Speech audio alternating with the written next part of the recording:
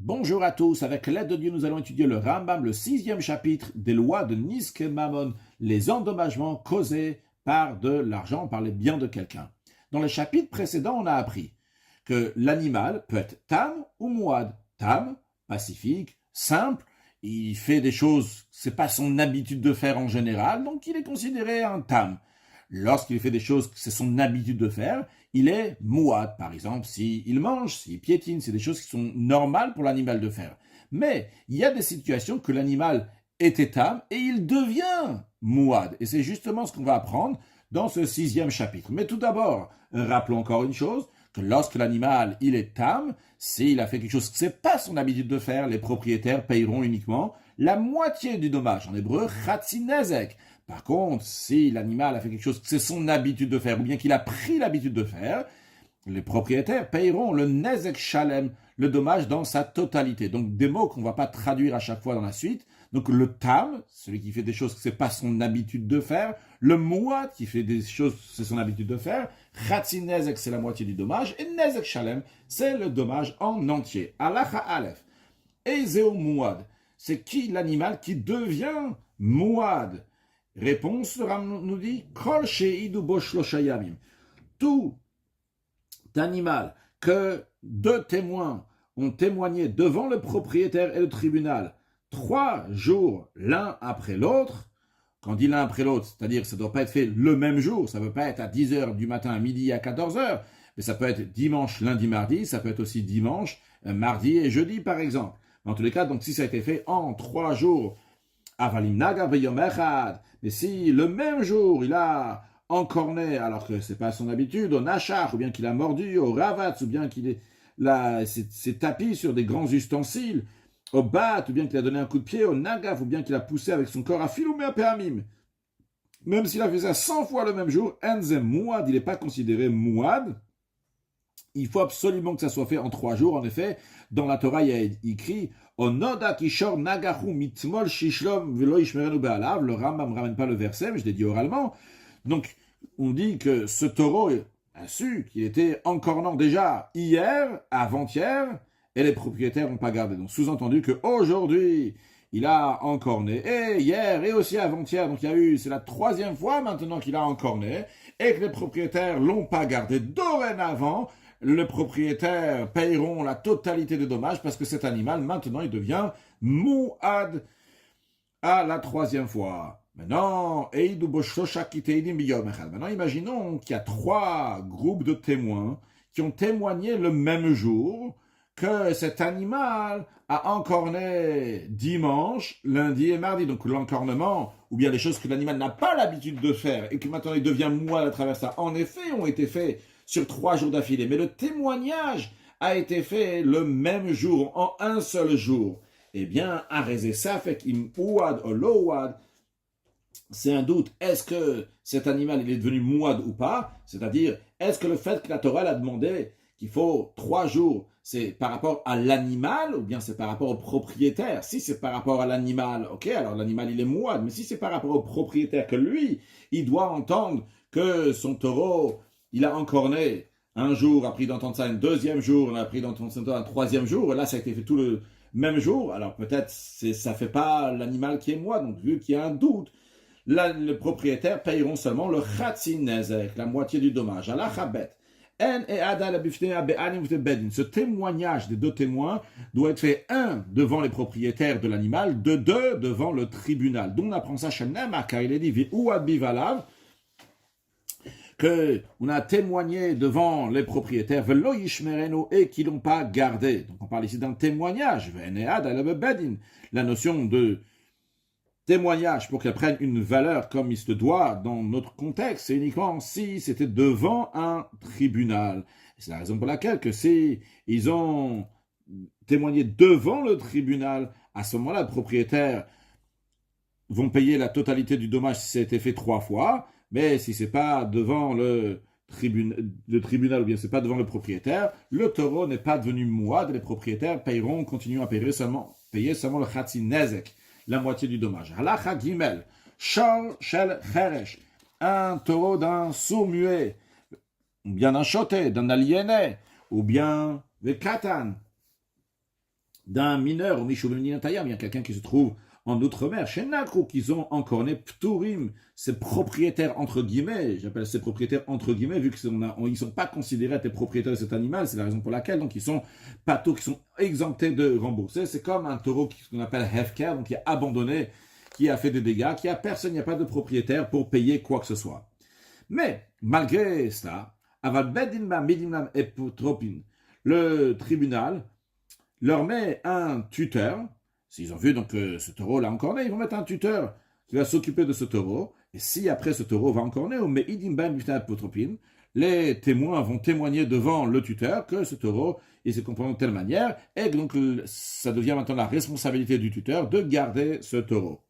Halakha Dalet, Hiziku, c'est justement ce taureau du sourd-muet, de l'aliéné, du mineur, ou bien de celui qui est en outre-mer, que le tribunal a mis un tuteur pour ce taureau, et ils ont endommagé. Après,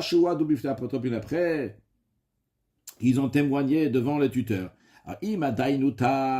Si depuis qu'il y a eu le tuteur, il n'y a pas eu 3 encornements, donc l'animal il est encore tam, mais dans ces cas-là, le tuteur devra s'occuper que celui qui a été endommagé, la victime, va recevoir de l'argent. Comment il va recevoir l'argent? Comme on a déjà appris dans le passé. Donc c'est Khatsinezek, mais encore un deuxième détail, c'est Migoufo, c'est du corps même de l'animal qui est encore né, qui est tam. C'est-à-dire qu'on va vendre cet animal-là et on va donner donc une partie de l'argent. Donc ce qu'il faut payer à la victime. Maintenant, Vimou Aboshto Shayamim, c'est il a été averti 3 jours, donc il y a eu en effet donc les 3 jours, en 3 fois, devant le tuteur et le tribunal. Après, suite à ça, ce taureau, il a endommagé, mais Shalem Nezek Shalem, le tuteur devra rembourser, comme si c'était le propriétaire, donc la totalité des dommages. Et comment Minaya fait chez Benir, comme on l'a déjà appris dans le passé, que celui qui paye Nezek Shalem, il doit payer donc du meilleur de ses biens, c'est le cas aussi ici, donc le tuteur va payer donc la totalité du dommage, du meilleur de ses biens.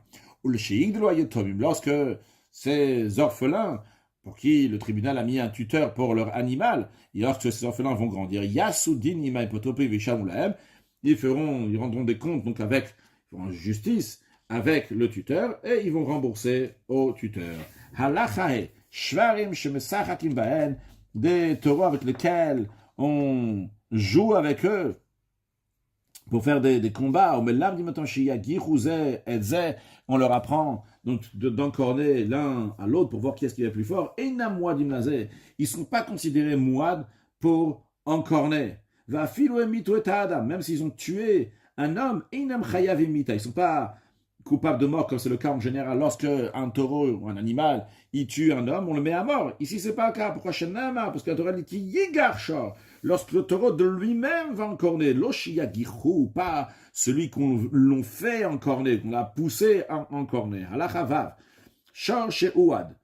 Un taureau qui est devenu mouad, il l'a encorné 3 fois, maintenant ça y est, à partir de maintenant, il va payer Nezek Shalem parce qu'il est mouad. Venimkar, mais le propriétaire l'a vendu, ou Nitan Bematana, ou bien il a donné en cadeau à quelqu'un d'autre. Eh bien, Chazal et Tumo, il redevient à être tam. Pourquoi? Charchut Shenishtanat Meshanadino, parce que le fait qu'il a changé de propriété, ça change la loi de ce taureau, parce que celui qui va s'occuper de lui maintenant va avoir un autre régime, une autre manière de se comporter avec lui. Donc sa loi aussi change, il est plus mouad. Il n'a pas changé de propriété, mais juste que le propriétaire initial l'a loué, ou bien il a prêté, ou bien il a donné à quelqu'un à garder. Il est toujours dans son statut initial qu'il est mouad. Même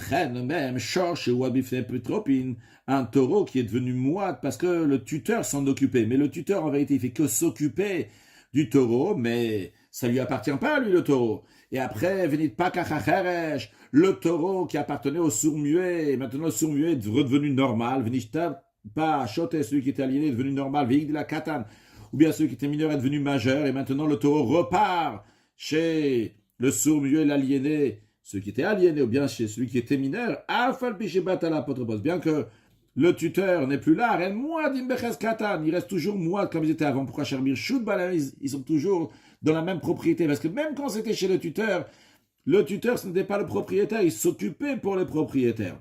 Halacha Zayin, Beheima sheuada, un animal qui est devenu mouad. Vechazraba, elle a mis fin à son comportement, elle s'est rétractée, elle a arrêté, midava sheuadalo, de la chose pour laquelle elle était mouad. Eh bien, chazra le tamuta, elle reprend le statut de tam. Qu'est-ce comment ça? Cherche ouad ligar, un taureau qui a pris l'habitude donc d'encorner. Vechazar shelo ligar. Et il a arrêté d'encorner. Afal pichou nogef. Même s'il fait d'autres choses pour lesquelles il est mouad, il est nogef, il donne des coups avec son corps. Eh bien, tam lingir, en ce qui concerne l'encornement, il est considéré comme un tam. Et s'il va encorner le propriétaire pour l'encornement, il payera seulement khatzinezek, la moitié du dommage. Maintenant, la question est, mais matei chazrato, à partir de quand on considère donc qu'il s'est rétracté, qu'il a mis fin à son comportement? La réponse est là, que jusqu'à que les enfants, ils le touchent, et il ne va pas encore les enfants. Donc on voit qu'il a arrêté son habitude. De même en ce qui concerne donc les autres choses qu'il est mouad, que ce soit donc pour pousser, que ce soit pour donner des coups. On doit voir si les enfants ils le touchent, s'il fait plus ces choses-là qu'il avait l'habitude de faire, eh bien il redevient tam. Allah cherche mouad le mino. Un taureau qui est mouad pour son espèce, c'est-à-dire qu'il a l'habitude d'encorner des autres taureaux. Arésé et non mouad et chenomino, il n'est pas mouad pour ceux qui ne sont pas l'espèce. C'est-à-dire que s'il va encorner un âne, le propriétaire va payer seulement la moitié du dommage. S'il va encorner un taureau, à ce moment-là, le propriétaire va payer la totalité du dommage, vu que ce taureau-là, il a l'habitude d'encorner uniquement d'autres taureaux.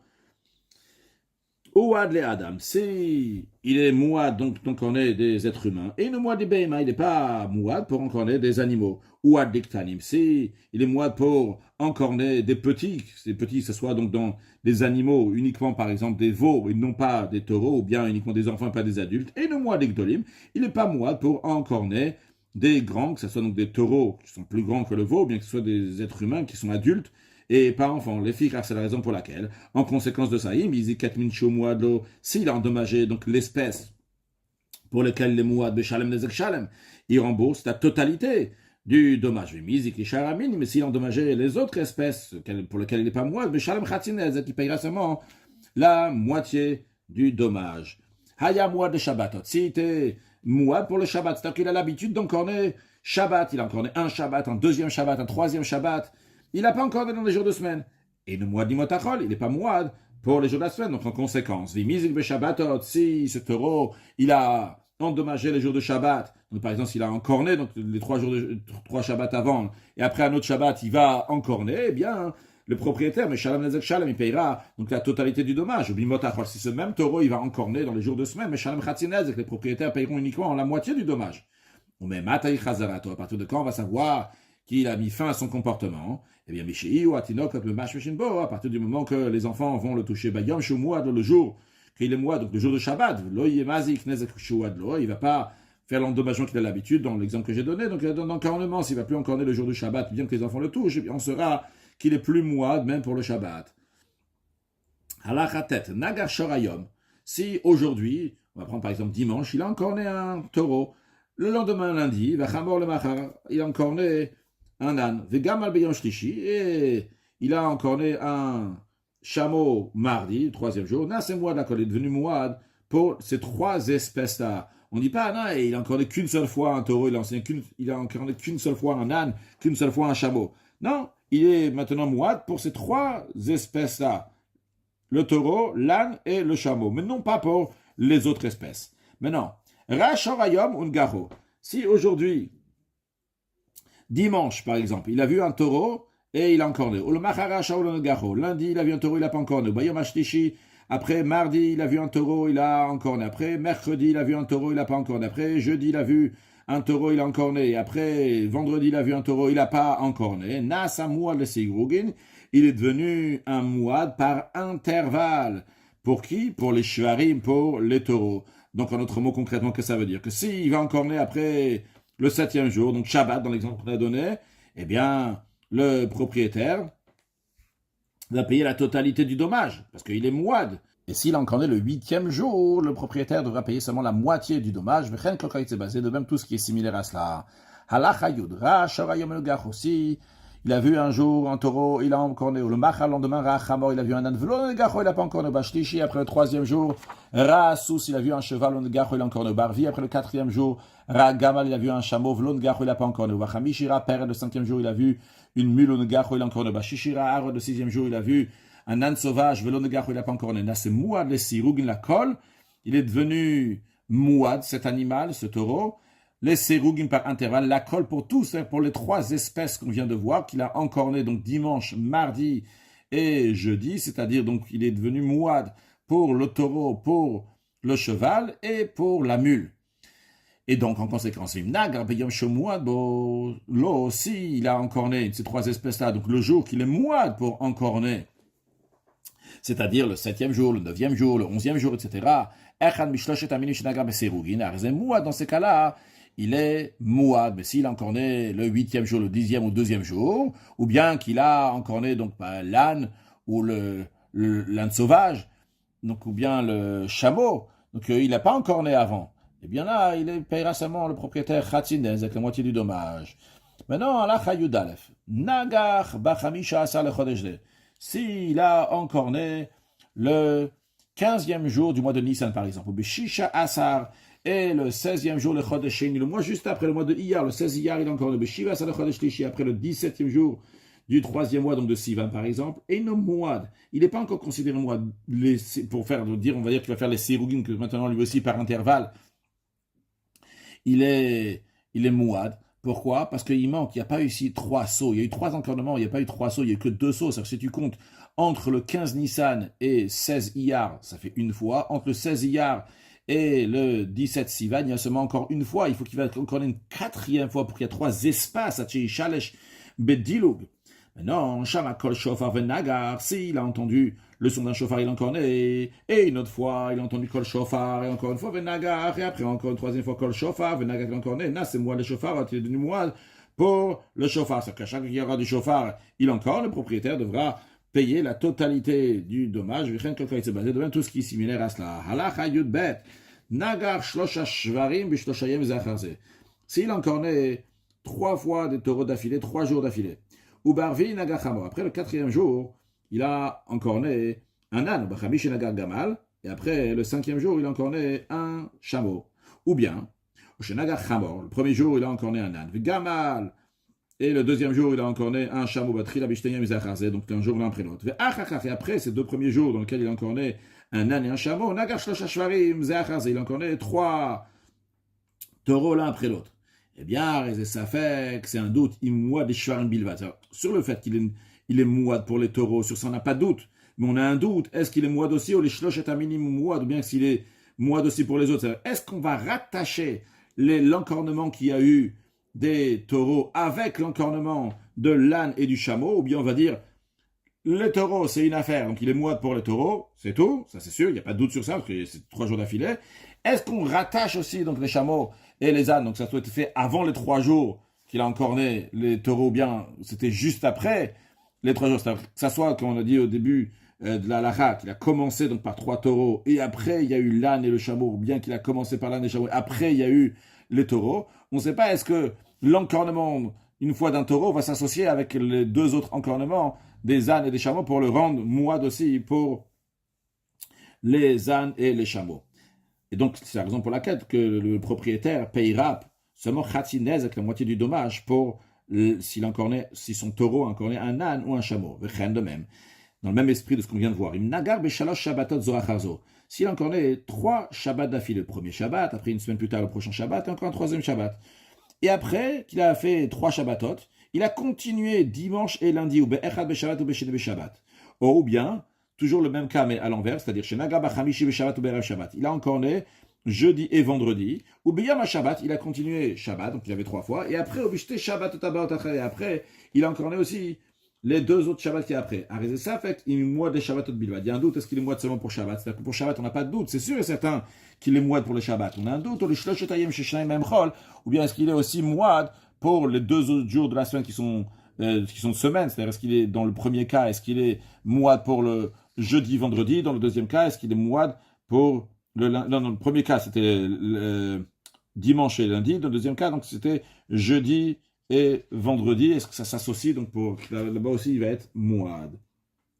Allah Hayud Gimel, le Ram conclut que tous ces doutes-là avec Ayet Baen, En Mechavim Baem et Amazik et la Khatinezek.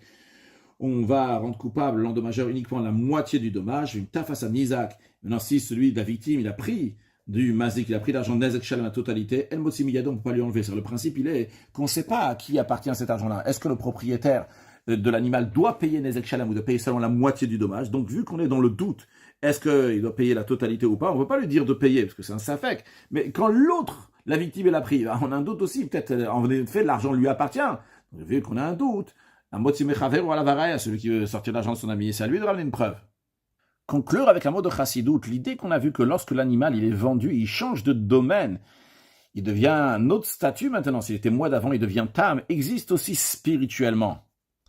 Quelqu'un, il peut avoir toujours un nefesh abam, un animal qui n'a pas changé, qui est resté grossier, mais il redevient tam. Pourquoi?